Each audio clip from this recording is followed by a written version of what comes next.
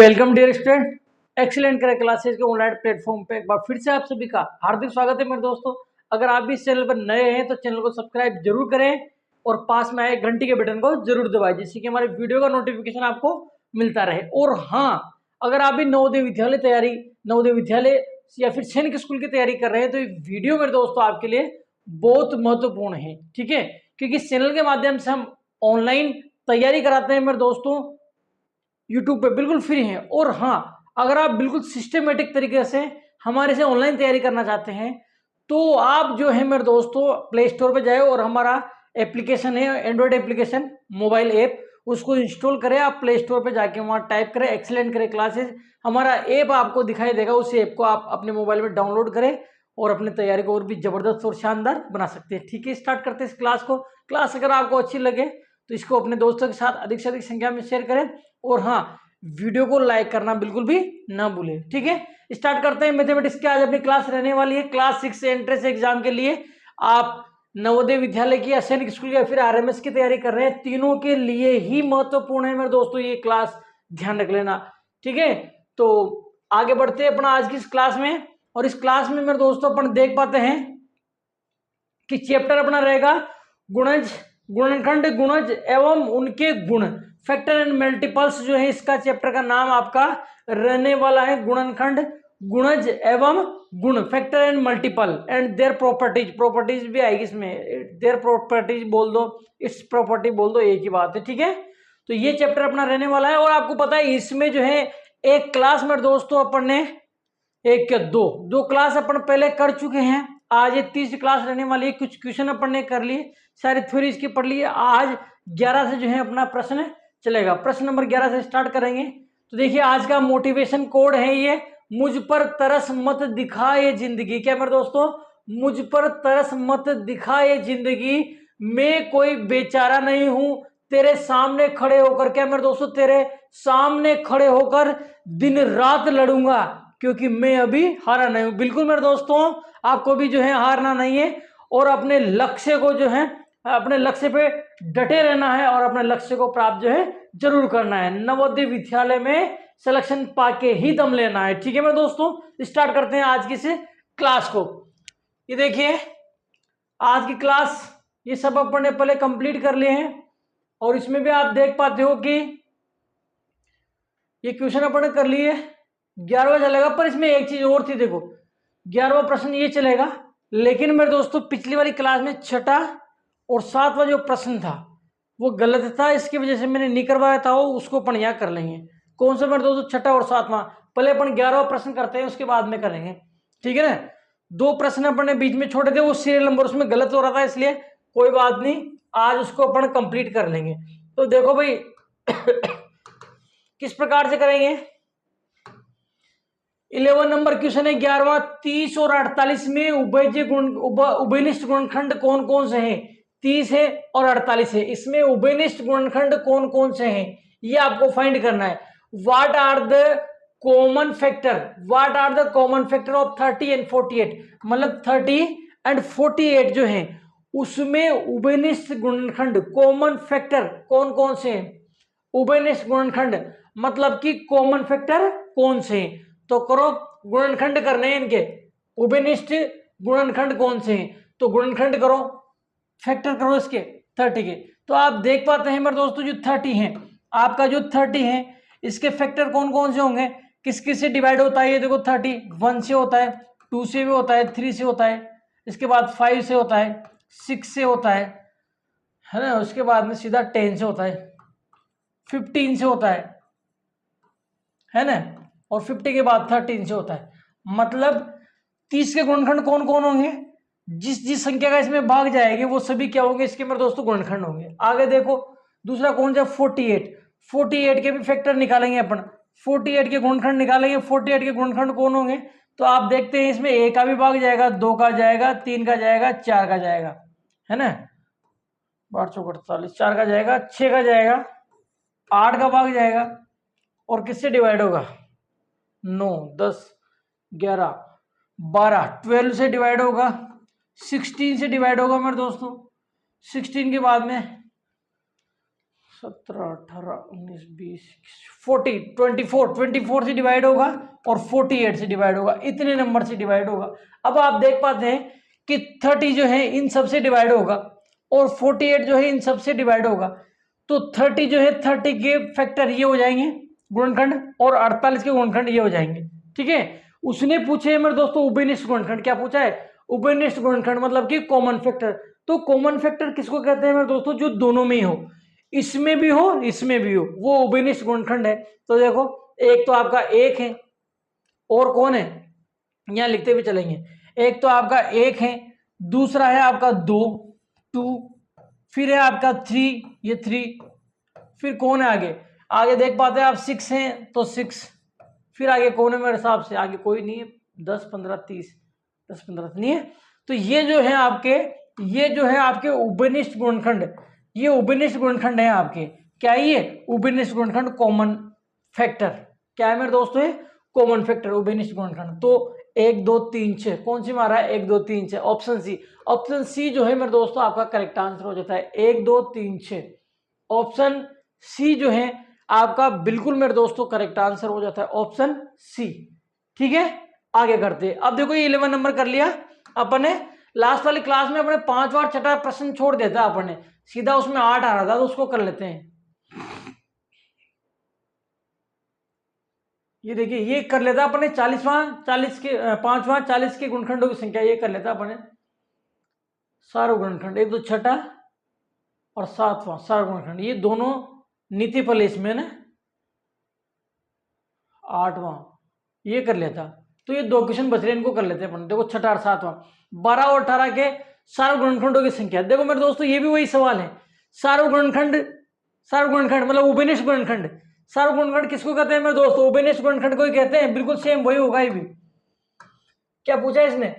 सार्व गुणनखंड। तो सार्व गुणनखंड किसको कहते हैं? उभयनिष्ठ गुणनखंड को कहते हैं। जो कॉमन फैक्टर होता है वही होता है। तो बिल्कुल वही तरीका है, लिख लो यहाँ।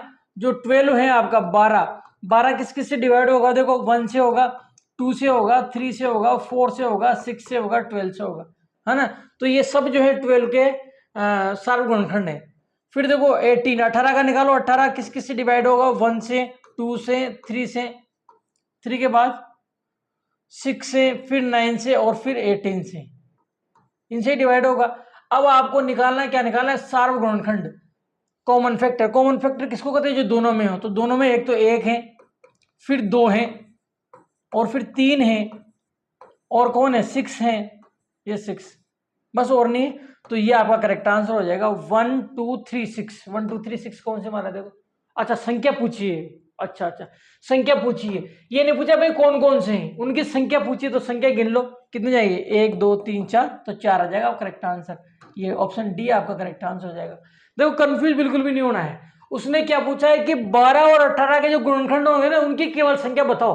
गुणनखंड मत बताओ, गुणनखंड मत बताओ, गुणनखंड की संख्या बताओ, उनका नंबर बताओ मेरे दोस्तों। देखो नंबर पूछे तो गुणनखंड पूछे, गुणनखंड कौन कौन से हैं? तो गुणनखंड होंगे आपके 1, 2, 3, 6 ये। लेकिन गुणनखंड नहीं पूछ रहा हो, गुणनखंड की संख्या पूछ रहा है कितने हैं। तो गिनो कितने हो जाएंगे? 1, 2, 3, 4 ही तो होंगे।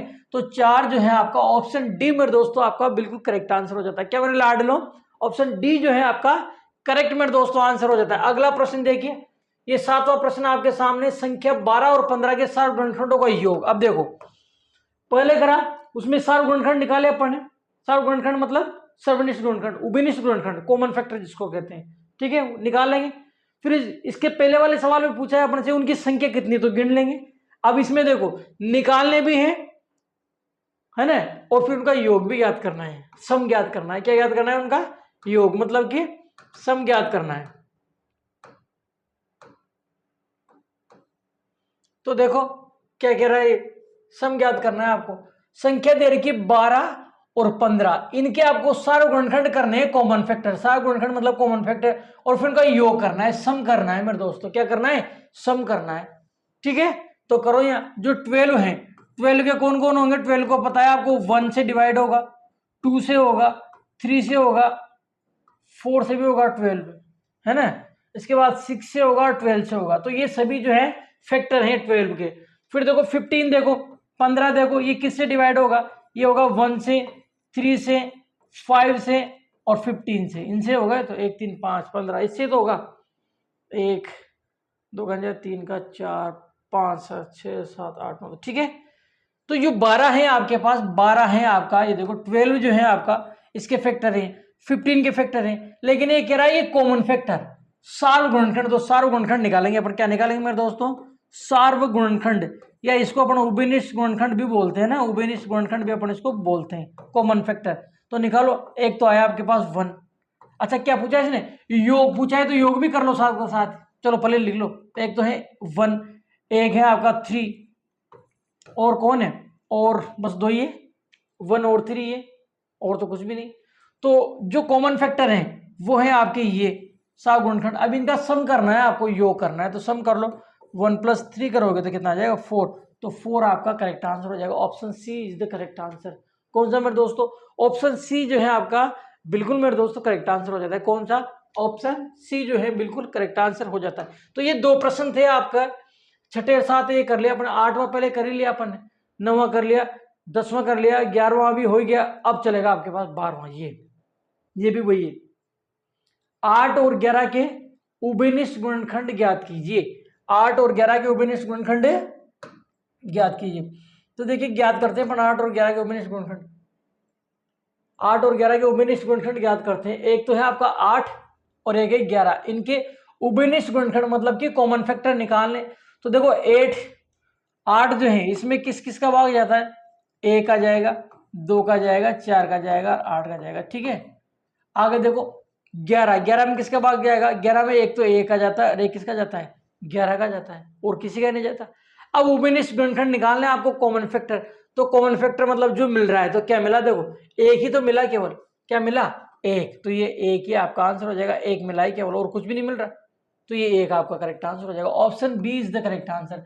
कौन सा मेरे दोस्तों, ऑप्शन बी जो है आपका बिल्कुल राइट आंसर हो जाता है मेरे दोस्तों। कौन सा, ऑप्शन बी जो है आपका बिल्कुल राइट और करेक्ट आंसर हो जाता है। आगे देखिए 13वां प्रश्न देखिए, ये 13वां प्रश्न ये रहा। 15 और 24 में उभयनिष्ठ गुणनखंडों की संख्या, इसमें भी संख्या पूछी है। क्या पूछी है मेरे दोस्तों, संख्या पूछी है, नंबर फाइंड करना है आपको कि इनकी संख्या कितनी है। 15 है एक तो 15 है और एक 24 है। इसमें उभयनिष्ठ गुणनखंडों की संख्या पूछी, उभयनिष्ठ गुणनखंड नहीं पूछे भाई कौन कौन से हैं, लेकिन निकालने तो पड़ेंगे अपने को कौन कौन से, ठीक है ना। लेकिन उनकी संख्या पूछी, गिन के लिखना है भाई कितने हैं। तो देखो 15 में किस किस का भाग जाता है, 15 की बात करें तो 15 में भाग जाता है मेरे दोस्तों, एक तो 1 का, 3 का, 5 का और 15 का। 15 में तो इसका जाता है। और 24 के कौन होंगे गुणनखंड, तो 24 के होंगे, 1 का जाएगा, 2 का जाएगा, 3 का जाएगा, 4 का भी जाएगा, 6 का भी जाएगा, 6 के बाद में 12 का जाएगा और 24 का जाएगा, ये है, ठीक है। अब इसने पूछे उभयनिष्ठ गुणनखंड, क्या पूछे, उभयनिष्ठ गुणनखंड मतलब कि कॉमन फैक्टर। पहले तो कॉमन फैक्टर निकालो। तो जो कॉमन फैक्टर होंगे, क्या मेरे दोस्तों, जो कॉमन फैक्टर होंगे आपके, है ना, कॉमन फैक्टर होंगे वो कौन कौन होंगे, कॉमन फैक्टर होंगे जो दोनों में मिलेंगे। एक तो 1 होगा, एक आपका 3 होगा, और 1 3, और नहीं मिल रहा कुछ भी। तो देखो कॉमन फैक्टर ये दोनों होंगे, 1 और 3, है ना। लेकिन उसने कॉमन फैक्टर नहीं पूछी, इनकी संख्या पूछी कि कितने हैं। तो ये 2 हैं, देखो 1 2, कितने में, 2, तो 2 आपका करेक्ट आंसर हो जाएगा। कितना मेरे दोस्तों, 2 जो है 2 आपका बिल्कुल करेक्ट आंसर हो जाएगा। अब यहां आपको बिल्कुल भी कंफ्यूज नहीं होना है मेरे दोस्तों, इसमें ही मैं आपको क्लियर कर देता हूं।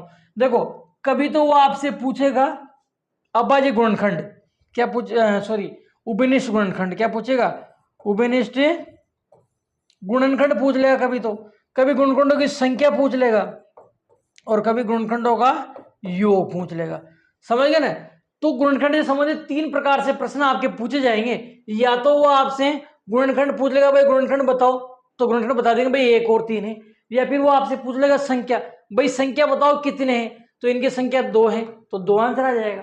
या फिर पूछ लेगा कि इनका योग बताओ, योग में इन दोनों को प्लस कर लेंगे, जोड़ लेंगे, ठीक है। तो इस प्रकार से करना है। ये था आपका 13वां प्रश्न। आगे देखिए ये रहा 14वां प्रश्न। 14 नंबर क्वेश्चन है, 12 20 और 24 के उभयनिष्ठ गुणनखंड है, ये भी उभयनिष्ठ गुणनखंड ही निकालने इसमें। The common factor of 12 20 and 24 are, मतलब जो है आपको इसके क्या निकालने हैं, कॉमन फैक्टर निकालने, क्या निकालें मेरे दोस्तों, कॉमन फैक्टर निकालने उभयनिष्ठ गुणनखंड। तो निकालो, जो 12 है उसका निकालते हैं। 12 में 1 का जाएगा, 2 का जाएगा, 3 का जाएगा, 4 का जाएगा, 6 का जाएगा और 12 का जाएगा। फिर आगे देखो 20 का निकालते हैं। 20 में देखो 1 का जाएगा, 2 का जाएगा, 4 का जाएगा, है ना, 5 का जाएगा, 10 का जाएगा और 20 का जाएगा। फिर इसके बाद 24 के निकालो। 24 के फैक्टर कौन कौन होंगे, 24 के फैक्टर होंगे, देखो 1 का भी जाएगा, 2 का भी जाएगा, 3 का भी जाएगा, 4 का भी जाएगा, 6 का भी जाएगा और 6 के बाद 12 का जाएगा और 12 के बाद 24 का जाएगा। ठीक है, अब इसने पूछे हैं उभयनिष्ठ गुणनखंड, पूछे इसने उभयनिष्ठ गुणनखंड, है ना, क्या पूछे, उभयनिष्ठ गुणनखंड जो सभी में मिले। उभयनिष्ठ गुणनखंड मतलब जो सभी में मिले। तो सभी में देखो एक तो 1 मिल रहा है, तो एक तो 1 हो जाएगा। दूसरा देखो 2 भी मिल रहा है, तो 2 हो जाएगा। और मेरे साथ 4, 3 इसमें नहीं है, देखो 4 मिल रहा है, देखो 4 हो जाएगा। और क्या मिला आपको, 6 इसमें है तो इसमें नहीं है, 12 इसमें नहीं, तो यही मिले 1, 3, 4। तो ये होंगे उभयनिष्ठ गुणनखंड 1, 2, 4। ऑप्शन डी आ जाएगा 1, 2, 4। ऑप्शन डी जो है आपका बिल्कुल करेक्ट आंसर हो जाता है 1, 2, 4। कौन सा मेरे दोस्तों, 1, 2, 4 जो है आपका करेक्ट मेरे दोस्तों आंसर हो जाता है 1, 2, 4। ठीक है, 1, 2, 4 option D is the right answer. इस प्रकार से करना है। ये है आपके उभयनिष्ठ गुणनखंड, सर्वनिष्ठ गुणनखंड या सार्व गुणनखंड या कॉमन फैक्टर। 15वां प्रश्न देखिए, उभयनिष्ठ गुणनखंड कौन कौन से हैं। 15 में भी यही है कि 24 और 36 में उभयनिष्ठ गुणनखंड कौन कौन से हैं। 24 और 36 में उभयनिष्ठ गुणनखंड कौन कौन से हैं। 24 और 36 में कौन कौन से उभयनिष्ठ गुणनखंड है। तो देखो 24 के जो उभयनिष्ठ गुणनखंड होंगे वो होंगे 1 से होगा, यहाँ लिख देता हूँ 24 के उभयनिष्ठ गुणनखंड।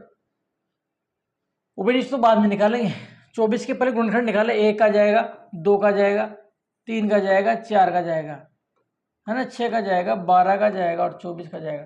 तो 24 के गुणनखंड होंगे। फिर 36 के गुणनखंड निकालते अपन। 36 के जब तुम गुणनखंड निकालोगे, 36 के गुणनखंड निकालोगे तो 36 में देखो 1 का जाएगा, 2 का जाएगा, 3 का जाएगा, 4 का जाएगा, है ना, और 6 का भी जाएगा इसमें, 7, 8, 9 का भी जाएगा, 9 चौक 36, 10 का नहीं जाएगा, 11, 12 का जाएगा, है ना, 13, 14, 15, 16, 17, 18 का जाएगा और फिर 36 का जाएगा। तो ये तो हो गए इनके अपन ने क्या निकाले, ये गुणनखंड निकाले। अब आपको कह रहा है कि उभयनिष्ठ गुणनखंड कौन कौन से हैं। उभयनिष्ठ गुणनखंड कौन कौन से, तो उभयनिष्ठ गुणनखंड छांट लो कौन कौन से। एक तो है आपका 1, फिर आपका है 2, उभयनिष्ठ मतलब जो दोनों मिल रहे हैं, है ना, फिर आपका 3, फिर है आपका 4, फिर है आपका 6, ये लो, और 6 के बाद में देखो 6 के बाद में आपका 12, ये 12, 24 दोनों में नहीं है। तो ये हैं आपके उभयनिष्ठ गुणनखंड जो होंगे कॉमन फैक्टर, वो कौन कौन हो जाएंगे, 1, 2, 3, 4, 6, 12, 1, 2, 3, 4, 6, 12, 1, 2, 3, 4, 6, 12, ये रहा ऑप्शन सी। अब देखो इसमें भी 1, 2, 3, 4, 9, 12, तो अगर तुमने ना 6 की जगह 9 समझ लिया तो इसको राइट कर दिया तो प्रश्न आपका गलत हो जाएगा। ध्यान रखना, सावधानी से करना है आपको, बिल्कुल जो है आपको सावधानी से करना है। कैसे मेरे दोस्तों, बिल्कुल सोच समझ के करना है। 6 की जगह 9 समझ के इसको मत लगा देना। तो 1, 2, 3, 4, 6, 12 आपका करेक्ट आंसर हो जाएगा। 1, 2, 3, 4, 6, 12 ऑप्शन सी आपका करेक्ट मेरे दोस्तों आंसर हो जाता है। कौन सा, ऑप्शन सी जो है आपका करेक्ट आंसर हो जाता है। 15वां प्रश्न था। आगे देखिए 16वां प्रश्न, कुल अभाज्य गुणनखंड है। अब इसके कुल अभाज्य गुणनखंड ज्ञात करने, कुल अभाज्य गुणनखंड है, अभाज्य है, ठीक है, अभाज्य गुणनखंड कर लेंगे। देखो क्लास अगर आपको अच्छी लग रही हो, तो इस क्लास को आप अपने दोस्तों के साथ, मेरे दोस्तों अधिक से अधिक संख्या में शेयर करें। चैनल पे अगर आप नए हैं तो चैनल को सब्सक्राइब कर लें, घंटी का बटन जरूर दबा दें, उसमें ऑल प्रेस करें। और अगर आप इस वीडियो को मेरे दोस्तों ऐप में देख रहे हैं तो आपके जो फ्रेंड्स हैं उनको भी बोले आप कि एक्सीलेंट करियर क्लासेस के माध्यम से बहुत शानदार ऑनलाइन तैयारी कराई जाती है, आप भी जो है एक्सीलेंट का ऐप खरीदें। तो स्टार्ट करते हैं इसको। देखो 120 के कुल अभाज्य गुणनखंड कितने हैं। 120 के अभाज्य गुणनखंड करने हैं आपको और फिर बताना है कि अभाज्य गुणनखंड कितने हैं, ठीक है। तो 120 के अभाज्य गुणनखंड करते हैं अपन। देखो क्या करेंगे, अभाज्य गुणनखंड। अब अभाज्य गुणनखंड अलग चीज है, अभाज्य गुणनखंड ऐसे करते हैं, गुणनखंड अलग चीज है, अभाज्य गुणनखंड अलग चीज है, ध्यान रख लेना। 120 के अभाज्य गुणनखंड करें तो अभाज्य गुणनखंड करते हैं ना, इसमें अभाज्य संख्याओं का भाग देते हैं मेरे दोस्तों। यहाँ भाग देंगे ना तो इसमें किसका भाग देते हैं, अभाज्य संख्या होगा, इसलिए इसको अभाज्य गुणनखंड कहते हैं। देखो सबसे पहले 2 का भाग देंगे, इसमें 60 बार जाएगा। फिर देखो 2 का भाग देंगे 30 बार जाएगा। फिर 2 का भाग दो 15 बार जाएगा। फिर 3 का भाग दो 5 बार जाएगा। फिर 5 का भाग दो 1 बार जाएगा। ठीक है, तो ये इसको अभाज्य गुणनखंड कहते हैं मेरे दोस्तों। ये जो कर रहे हैं इसको भाग विधि से अभाज्य गुणनखंड करना कहते हैं। क्या कहते हैं मेरे दोस्तों, इसको भाग विधि से अभाज्य गुणनखंड करना। अब देखो इसको अपन अभाज्य गुणनखंड क्यों कहते हैं ये भी समझो। इसको अपन अभाज्य गुणनखंड कह रहे हैं, लेकिन अभाज्य गुणनखंड क्यों कहते हैं ये भी समझो। क्योंकि मेरे दोस्तों इसमें आप देखोगे ये अभाज्य, ये भी अभाज्य, ये भी अभाज्य, ये भी अभाज्य, अभाज्य, ठीक है ना। यहाँ जितनी भी संख्याओं का अपन भाग देते हैं ना मेरे दोस्तों, वो सभी अभाज्य संख्याएं होती है, प्राइम नंबर, इसलिए इसको प्राइम फैक्टर कहते हैं, अभाज्य गुणनखंड। ठीक है मेरे दोस्तों, तो वो कह रहा है कि 120 के कुल अभाज्य गुणनखंड कितने हैं, तो गिन लो इनको कितने। अच्छा, अगर वो कहता है कि भाई 120 के अभाज्य गुणनखंड है, तो 120 के अभाज्य गुणनखंड होते हैं मेरे दोस्तों 2 इंटू 2 इंटू 2 इंटू 3 इंटू 5, ऐसे लिखना है। ये इनको आपको मल्टीप्लाई करके लिखना है। अगर आपसे प्रश्न में पूछता कि 120 के अभाज्य गुणनखंड होंगे तो फिर ये होंगे, ठीक है। लेकिन ये कह रहा है अभाज्य गुण 120 के कुल अभाज्य गुणनखंड कितने हैं, तो फिर इनकी संख्या गिननी है 1 2 3 4 5 है, तो 5 आपका करेक्ट आंसर हो जाएगा ऐसे। ठीक है, अगर वो कहे कि 120 के अभाज्य गुणनखंड है, 120 के अभाज्य गुणनखंड है, तो 120 के अभाज्य गुणनखंड होंगे आपके इस प्रकार से देना है 2 into 3 into 2 into 2 into 3 into 5 into 5, ऐसे देना है, ऐसे लिखना है। और कुल कितने अभाज्य गुणनखंड है तो फिर गिनना है आपको 1 2 3 4 5, तो 5 आपका करेक्ट मेरे दोस्तों आंसर हो जाता है। और इस प्रकार से जो है अपन अभाज्य गुणनखंड निकालते हैं। ठीक है मेरे दोस्तों, आगे देखिए ये 17वां प्रश्न। अब इसमें भी वही कुल अभाज्य गुणनखंड की संख्या पूछी, अभाज्य गुणनखंड नहीं पूछे, अभाज्य गुणनखंड तो खुद नहीं कर रखे हैं, अभाज्य गुणनखंड हो रहे नहीं। बस आपको क्या करना है, इनकी संख्या ज्ञात करनी है भाई कितनी है। क्या करना है मेरे दोस्तों, इनकी संख्या ज्ञात करनी है कि भाई अभाज्य गुणनखंड कितने हैं। ठीक है, तो देखो ये कह रहा है कि ये जो है ना, ये आपको दे रखा है 2 की घात 3 इंटू 2 की घात 3 की घात 4 इंटू 5 की घात 6 के कुल अभाज्य गुणनखंडों की संख्या होगी। अभाज्य गुणनखंडों की कुल संख्या कितनी होगी। The total number of prime factor of 2 की पावर 3, 3 की पावर 4 और 5 की पावर 6, इसकी जो है कुल अभाज्य गुणनखंडों की संख्या बताइए। तो देखो यहाँ लिखो 2 की घात 3 इंटू 3 की घात 4 इंटू 5 की घात 6। अब इस प्रकार के सवालों में एक ध्यान रखना, वो कह रहा है कि ये जो है इसके कुल कितने अभाज्य गुणनखंड है ये ज्ञात करना है आपको। तो एक बात समझना मेरे दोस्तों, मतलब ये जो संख्याएं दे रखी है ना, ये अभाज्य होना चाहिए। क्या होना चाहिए, अभाज्य। अगर ये संख्याएं अभाज्य हैं तो सीधी घातों को गिन लो। क्या करो, जो घात है पावर है उनको गिन लो। ठीक है, जैसे 2 भी अभाज्य है, 3 भी अभाज्य, 5 भी अभाज्य है। अगर इस प्रकार से आपकी ये संख्याएं अभाज्य हैं तो क्या करो, सीधा आप ये घात दे रखी है ना, इनको घात बोलते पावर, इनको गिन लो। 6 4 10 3 13 आ जाएगा आपका आंसर। आगे बात समझ, कितना आ जाएगा, 13 आ जाएगा। लेकिन मेरे दोस्तों अगर ये नीचे के जो आधार हैं, अगर ये अभाज्य संख्याएं नहीं है, क्या मेरे दोस्तों, अगर ये अभाज्य संख्याएं नहीं है तो आपको क्या करना पड़ेगा, इनको अभाज्य संख्याओं में तोड़ना पड़ेगा। आपको क्या करना पड़ेगा, अभाज्य संख्याओं में तोड़ना पड़ेगा। जैसे माना कि ऐसे दे दिया 4 की घात 2 दे दिया, 4 की घात 3 दे दिया। अब बताओ इसमें कुल कितने अभाज्य गुणनखंड है। तो 4 को क्या करेंगे अपन, 4 को ऐसे लिख सकते हैं 2 इंटू 2। क्या लिख सकते हैं मेरे दोस्तों, 4 को 2 इंटू 2 लिख सकते हैं। और इसकी घात कितनी है, 3। भाई 4 को 2 इंटू 2 लिखा और इसकी घात कितनी है, 3। अब देखो मैं क्या कह रहा था, भाई इसको अभाज्य संख्या में तोड़ो, तो अपन ने दोनों अभाज्य संख्या में तोड़ लिया। तो ये बन जाएगा 2 की घात 3 इंटू, ये बन जाएगा 2 की घात 3।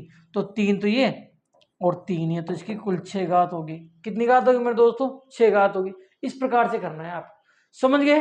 तो इस प्रकार के घातों के रूप में अगर प्रश्न देता है और वो कहता है कि भाई कुल अभाज्य गुणनखंडों की संख्या कितनी होगी, तो आपको सीधा ये देखना है कि अगर ये अभाज्य संख्या है जब, तो सीधा इनको गिन लो, जोड़ लो। ठीक है ना। और अगर ये अभाज्य संख्या नहीं है तो फिर क्या करोगे, अभाज्य संख्या के रूप में तोड़ना पहले से, फिर गिन लेना। ठीक है मेरे दोस्तों, तो इसमें अभाज्य संख्याओं जो संख्या है वो कितनी हो जाएगी। देखो यहाँ अपन देख पाते हैं कि ये भी अभाज्य संख्या है, ये भी अभाज्य संख्या है, ये भी अभाज्य संख्या, तो सीधे घात गिन लेंगे। तो 3 तो ये, 4 है 7 6 13, तो 13 आपका करेक्ट आंसर हो जाएगा ये।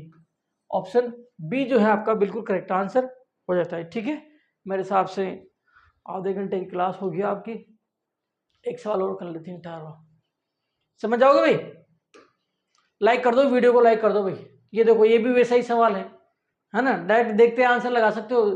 5 की घात 2 इंटू 7 इंटू 11 की घात 3 के अभाज्य गुणनखंडों की कुल संख्या कितनी होगी? अभाज्य गुणनखंडों की कुल संख्या कितनी होगी? तो the total number of prime factor of 5 की पावर 2, 7 और 11 पावर 3। तो देखो ये तीनों अभाज्य संख्याएं प्राइम नंबर है, तो सीधी घातों को जोड़ लेंगे। इसकी घात 1 मानी जाएगी, ध्यान रख लेना। जिसकी कोई घात नहीं हो उसकी घात कितनी मानी जाती है? 1। तो 2 1 3 3 6, तो 6 आपका करेक्ट आंसर हो जाएगा। ये 6 आपका बिल्कुल करेक्ट आंसर हो जाएगा। ठीक है, जिसकी कोई घात नहीं है मेरे दोस्तों, की कितनी घात मानी जाएगी? 1। तो 3 तो ये रही, 1 4 2 6, तो 6 आपका करेक्ट आंसर हो जाएगा। ठीक है भाई, आगे देखिए 19वां प्रश्न देखिए। ये 19वां प्रश्न आपके सामने है, ये भी बिल्कुल वैसे ही है। कुल कितने अभाज्य गुणनखंड है? बिल्कुल वैसा ही है। 2 की घात 7 इंटू 5 की घात 12 इंटू 6 की घात 5 के कुल कितने अभाज्य गुणनखंड हैं? लेकिन इसमें एक चीज देखते हो आप, क्या देखते हो मेरे दोस्तों, यहाँ थोड़ा सा चक्कर पड़ सकता है कि ये है ना आपके, ये अभाज्य संख्या नहीं है। 6 की घात 5 अभाज्य संख्या नहीं है, तो अभाज्य संख्या के रूप में तोड़ना पड़ेगा इसको। तो देखो यहाँ लिखते हैं अपन, बात समझना। 2 की घात 7 कितना है? 2 की घात 7 इंटू 5 की घात 12 इंटू 6 की घात 5। अब देखो ये तो अभाज्य संख्या है, ये भी अभाज्य संख्या है, ये अभाज्य संख्या नहीं, तो इसको मैं 6 को 2 इंटू 3 लिख सकता हूँ। 6 को मेरे दोस्तों मैं 2 इंटू 3 लिख सकता हूँ, आपको पता है। ठीक है ना, तो ये हो जाएगा 2 की घात 7, ऐसा कैसा है, ये हो जाएगा 5 की घात 12। अब 6 को मैं लिख दूंगा 2 इंटू 3, 6 को क्या लिखूंगा? 2 इंटू 3। इसकी घात कितनी लग रही? 5, तो यहाँ 5 लगा दो। अब इसको ऐसे लिख सकते हैं हम, 2 की घात 7 इंटू 5 की घात 12 इंटू ये 2 की घात 5 इंटू 3 की घात 5, ऐसे लिख देंगे इसको। सॉरी, यहाँ 3 आएगा, है ना। 2 की घात 5 3 की घात 5 2 की घात 5, ठीक है। अब वो कह रहा है कि कुल अभाज्य गुणनखंड कितने हैं? क्या कह रहा है? कुल कितने अभाज्य गुणनखंड? तो घातों को गिन लो, क्योंकि सब अभाज्य संख्या है। देखो घातों को गिन लो, तो 7 तो ये, 12 ये, 12 और 7 कितना हो जाएगा? 19।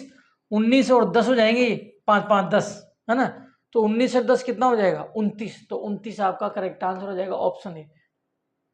7 12 19 5 24 5 29, तो ऑप्शन ए आपका बिल्कुल मेरे दोस्तों करेक्ट आंसर हो जाता है। कौन सा? ऑप्शन ए जो है आपका बिल्कुल करेक्ट आंसर हो जाता है। कितना भाई? 29। 29 आपका बिल्कुल करेक्ट आंसर है मेरे दोस्तों। कितना? 29। ठीक है, option A, option A is the right answer. आगे देखिए 20वां प्रश्न देखिए। ये 20वां प्रश्न, निम्न में से कौन सी संख्या 17 की गुणज है? बढ़िया प्रश्न है। निम्न में से कौन सी संख्या 17 की गुणज है? Which of the following number is a multiple of 17? देखो 17 का मल्टीपल आपको बताना है। अब आपको पता है मेरे दोस्तों, मल्टीपल किसको बोलते हैं? मल्टीपल उसको बोलते हैं। अब देखो 17 का मल्टीपल पूछा है, तो 17 से जो डिवाइड होगा वो इसका मल्टीपल है। ठीक है ना। निम्न में से कौन सी संख्या 17 का गुणज है? तो 17 का भाग जिसमें जाएगा ना, 17 से जो डिवाइड होगा वो इसका मल्टीपल होगा। अब 17 से कौन डिवाइड होता है? ये होता है 17 7 119 होता है। तो आपका ऑप्शन ए आपका बिल्कुल करेक्ट आंसर हो जाता है मेरे दोस्तों। कौन सा? ऑप्शन ए जो है आपका बिल्कुल मेरे दोस्तों करेक्ट आंसर हो जाता है। Option A 119। आपको पता है 17 7 119, है ना। तो गुणज पूछा है 17 का, 17 गुणज पूछा है, तो 17 से डिवाइड करके देख लो। 17 का भाग जिसमें जाएगा ना, 17 7 119, 17 का भाग जिसमें पूरी पूरी बार जाएगा वही क्या होगा? गुणज होगा। तो इसमें 17 का भाग पूरी पूरी बार गया 7 बार, तो ये जो है इसमें 17 का भाग नहीं जाएगा, केवल इसमें जाएगा। तो ऑप्शन ए जो है आपका बिल्कुल करेक्ट आंसर मेरे दोस्तों हो जाता है। ठीक है, तो आशा करता हूँ ये क्लास आपको पसंद आई होगी, और एक क्लास आपको पसंद आई तो इस क्लास को आप अपने दोस्तों के साथ अधिक से अधिक संख्या में शेयर करें मेरे दोस्तों।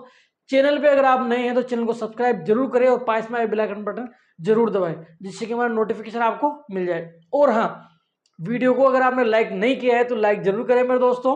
ठीक है, नवोदय विद्यालय की आप जबरदस्त शानदार तैयारी करना चाहते हैं तो प्ले स्टोर पे जाके हमारा एंड्रॉइड एप्लीकेशन खरीदिए आप, एक्सीलेंट करें क्लासेज, और अपनी तैयारी को जो है आप जबरदस्त और शानदार बना सकते हैं। मिलते हैं अगली क्लास में, तब तक के लिए बाय बाय मेरे दोस्तों।